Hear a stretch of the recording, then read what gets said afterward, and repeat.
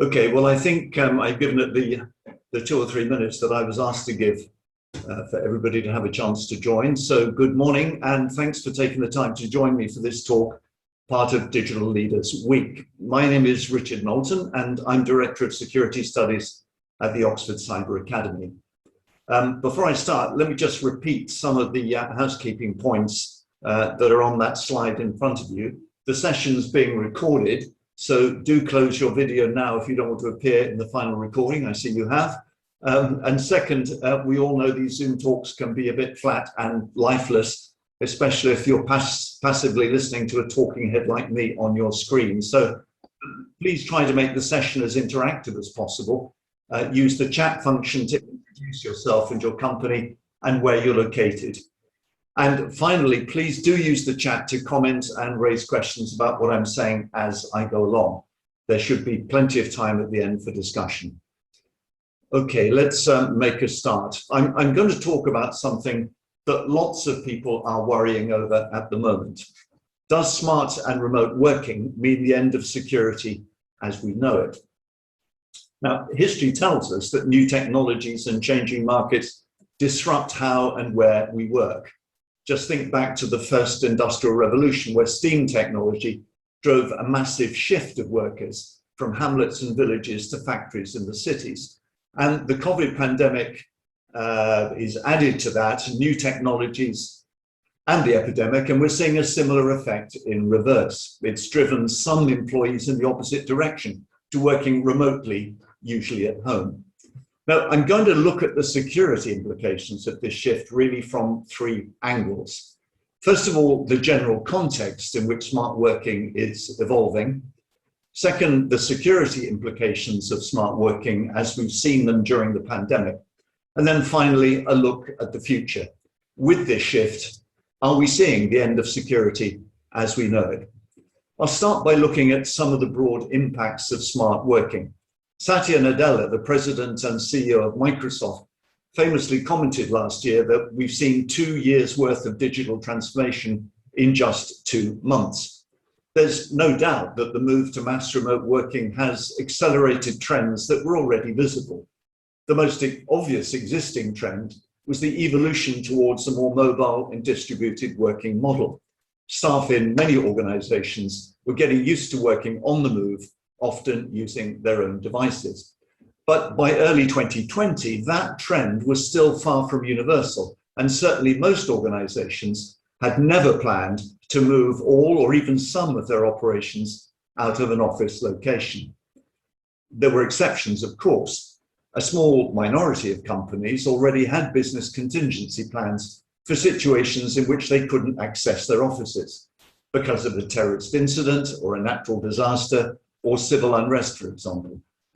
A central part of their plan was that they might need their people to work from home at some point, and they wanted to be ready. Here I'm mainly talking about large companies, multinationals or businesses in the critical national infrastructure. They'd thought about how their employees could function effectively with the right technology and adequate security controls. From time to time, they'd practice their plans to ensure that everything was in place. These were generally also the companies that were pioneers in rolling out smart working for at least some of their employees.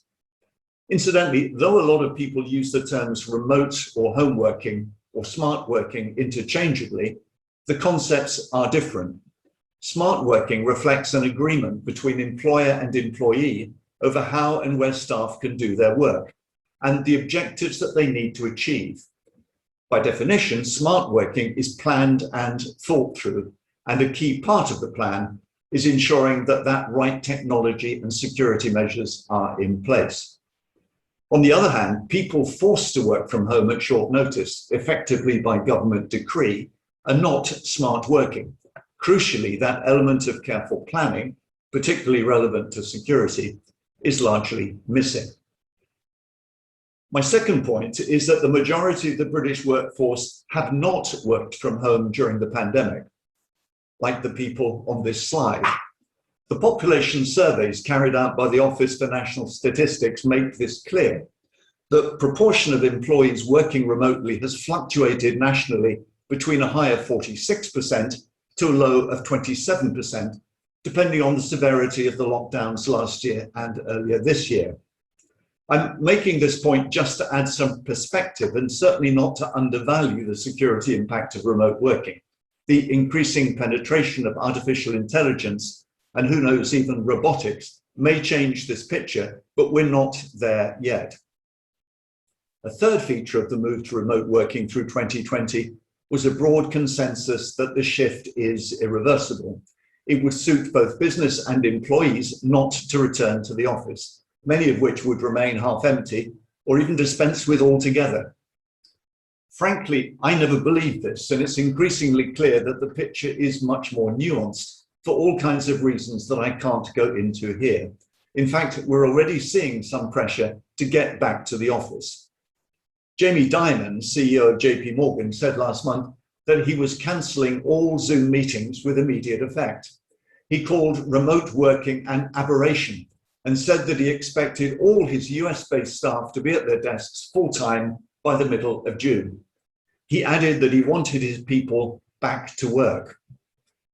Google are taking a similar, if less extreme approach. They've announced plans to phase out remote work by September, though they will let staff work up to 2 days a week from home. Other big tech companies, Facebook, Twitter, say they'll allow indefinite remote working for employees who prefer it. And back in the UK, KPMG's planning for its 16,000 staff to work a 4-day fortnight in the office, with the rest at home or with clients. Investment banks like JP Morgan, of course, may not be typical. They have a particular culture, but a lot of bosses do share the attitude revealed by that throwaway comment that it's important to get people back to work. I'll talk about the security implications of this attitude a bit later. It's clear, though, I think, that the future of work will be hybrid, a mix of office and remote working for jobs that are flexible. So let me just recap the 3 points I've made so far. First, planning. A large majority of organizations were completely unprepared for a move to remote working that took place almost literally overnight. They faced a whole series of challenges, one of which was how to secure this new way of working. The second point, demographics. Even at the height of remote working, most people continue to work from their normal location. And finally, hybrid. The future is a mixed office remote model. So how has the sudden move to remote working impacted security? Well, first of all, let's look at the sort of cyber attacks we've been seeing. Obviously, this is a big subject, and I haven't got time to go into any detail, but I'll give a few headlines. The National Cybersecurity Centre reported last month that it had taken down more cyber scams in the previous 12 months than in the previous 3 years combined. A research paper by the University of Warwick adds that 86% of cyber scams have involved phishing and smishing campaigns, many of them, as we know, impersonating COVID messaging by governments and health authorities. Meanwhile, Interpol reports a huge increase in cyber criminals registering fraudulent domain names with keywords like coronavirus or COVID. These fraudulent websites support a wide variety of malicious activities, including malware and phishing. Ransomware incidents rose by more than 60% in 2020, with increasingly audacious attacks on critical infrastructure, healthcare, and educational institutions, targets that promise high impact and big profits. Ransomware even reached last week's summits of the G7 and NATO with talk of, quote, an escalating shared threat, unquote. It's late in the day, but governments are waking up to the reality that attacks like the one on Colonial Pipeline pose a national security, not just a criminal threat. Meanwhile, Europol is reporting a lot of new activity on the dark web, where market life cycles have shortened and new decentralized platforms are appearing, inevitably often linked with COVID-19 related scams. Significantly for risk managers, this criminal activity is driving brokers to raise the cost of cyber insurance. A US government report published earlier this month estimates that corporate cyber insurance premiums rose between 10 and 30% between Q3 and Q4 last year. Insurers are also imposing more coverage limits on sectors like healthcare or education, while they're lowering coverage limits for certain scenarios like cyber attacks involving social engineering or wire transfer. What were the implications for security managers of all this malicious activity? I've already said that most organizations had no overall plan for the rapid shift to remote working. They were forced to improvise. They had to jostle for attention and investment with colleagues from HR, finance, and facilities who were facing their own major challenges and who also had no plan. In the frantic rush, the main security priorities were to secure network connections through access controls, usually VPN and multi-factor authentication, at least to start with. In the absence of a plan, they inevitably relied on point solutions that focused on individual problems. At least initially then, they were firefighting rather than exploring more strategic access control models like zero trust.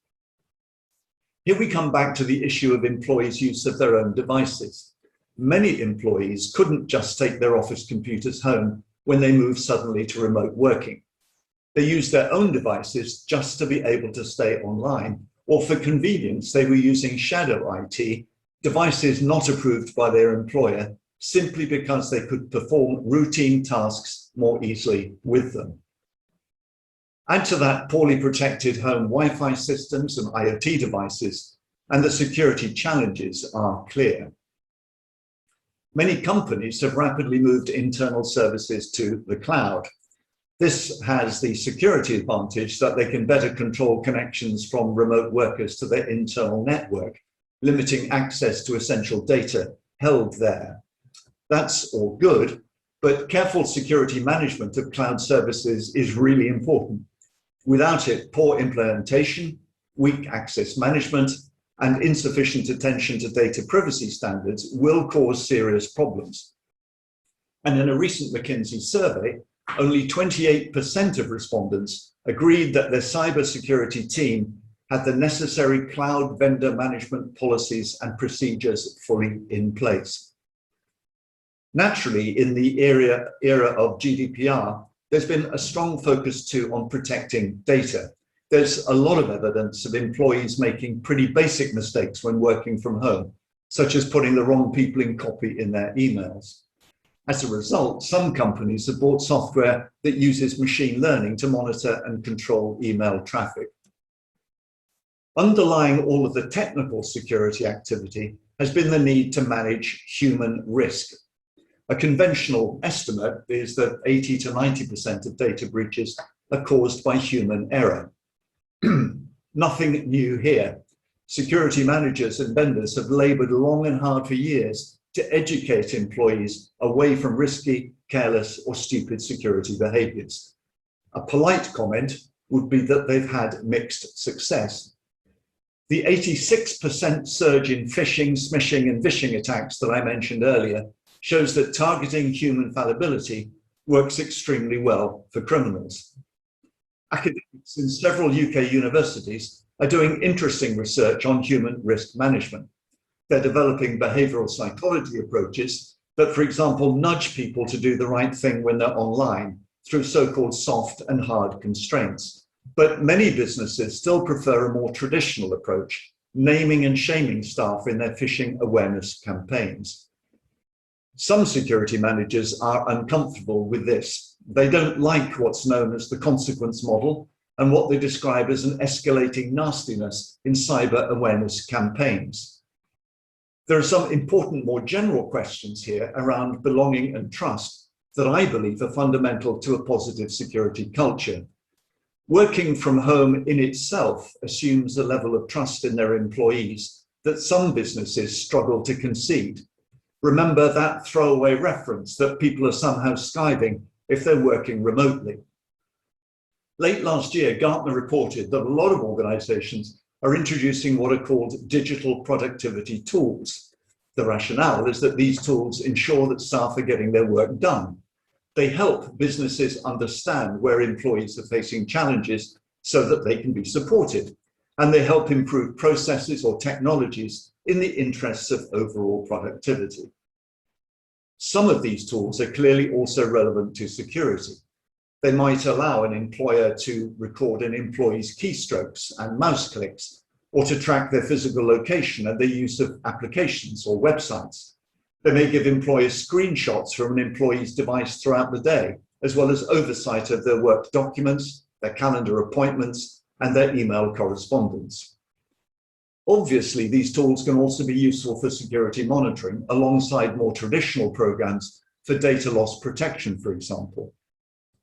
As I've said, managing human security risk is an old problem, but the fast switch to remote working has clearly complicated it. It's much more difficult to support secure behaviors when staff are working from home. There'll be particular issues with embedding company culture, including good security practice in new hires, for example. Meanwhile, a lot of staff have had the constant distraction of managing family responsibilities alongside their work. And finally, there's clear evidence that isolation, overload, and lack of personal contact with colleagues can cause stress and depression. A Gartner survey in March found that employees' need for wellbeing support has skyrocketed over the last 15 months. Tellingly, I think only a quarter of the companies that have introduced wellbeing programs during the pandemic intend to continue with them once the emergency is over. This matters in security.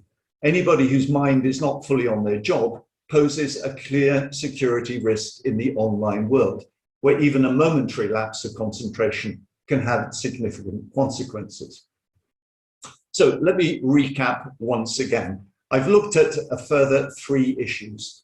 There's been a huge rise in cyber criminal activity, often synchronized with COVID-related government announcements.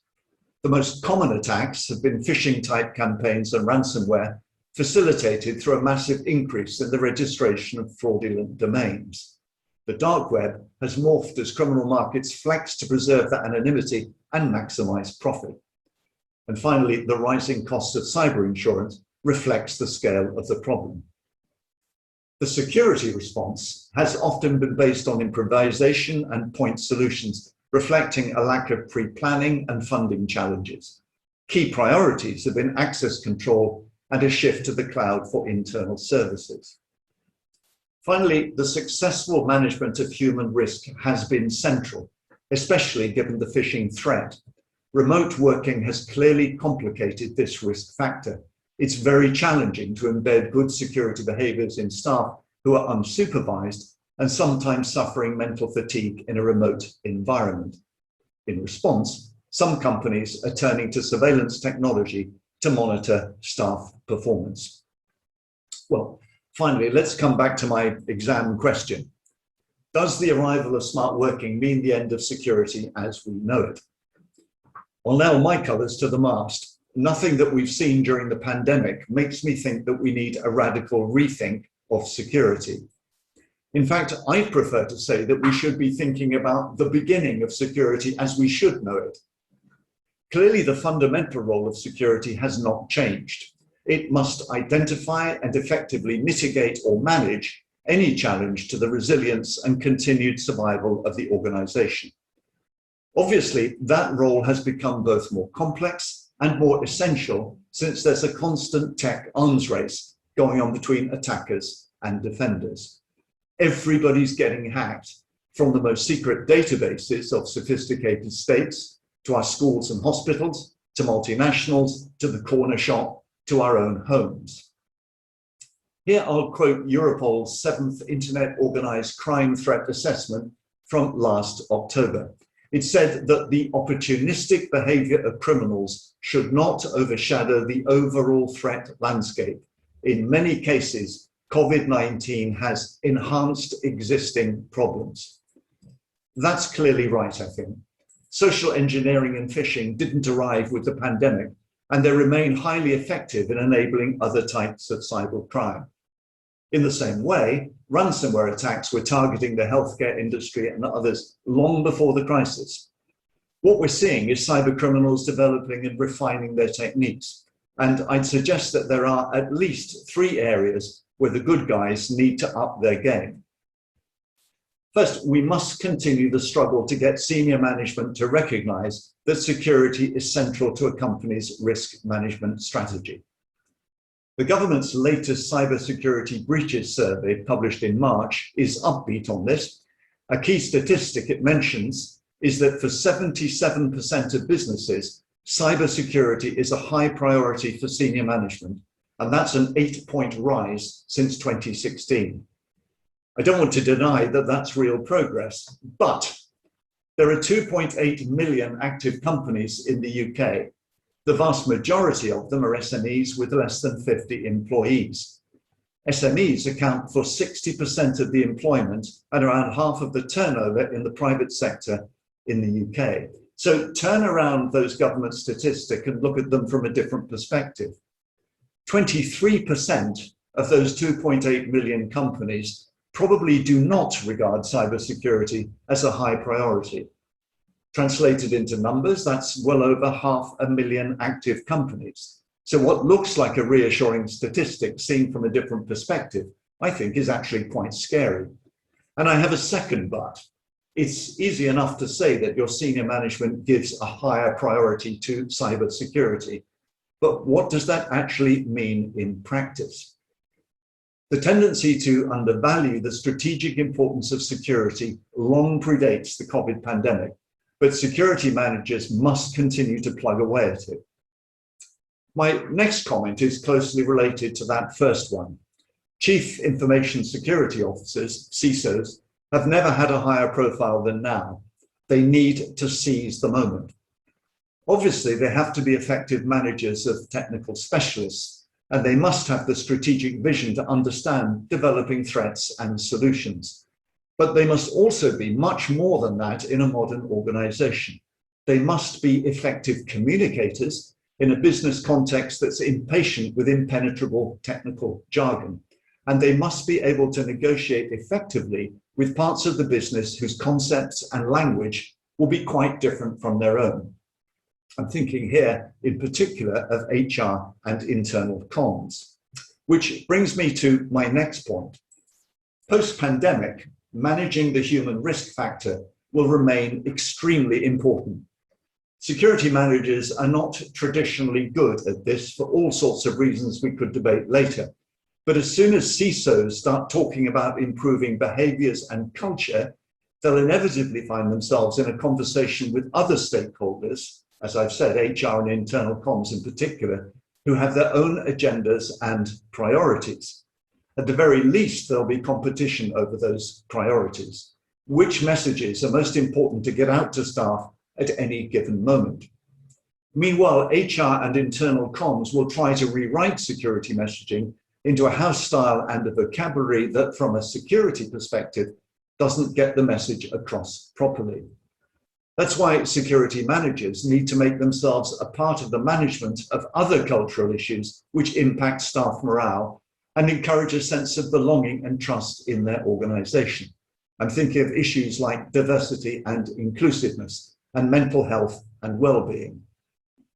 Traditionally, and quite rightly, HR will own these issues, but they can have a profound impact on security. Is the average security manager prepared to engage on these issues? I think that the security function sits at a crossroads. For as long as most of us can remember, it's struggled to find a voice and to be heard. Organizations muddle through, reacting to crises rather than identifying and mitigating risks in advance. That's simply not good enough when every business is more vulnerable to criminal attack than ever before. Thanks very much for listening, and I've got 2 quick commercial breaks before I finish. If you're interested in the future direction of security, you might like to watch a new series of webinars called People Matter, which the Oxford Cyber Academy and Cyber Risk Aware are launching next week. Throughout this series, we'll be talking with a range of senior people from business, security, and universities about current and future challenges in managing cyber risk. We have some great contributors lined up. And if you're interested in the more general issues of cyber risk management, please check out my course at the Oxford Cyber Academy, specifically designed for generalist executives. The next course starts on the 13th of September, and we're taking registrations now.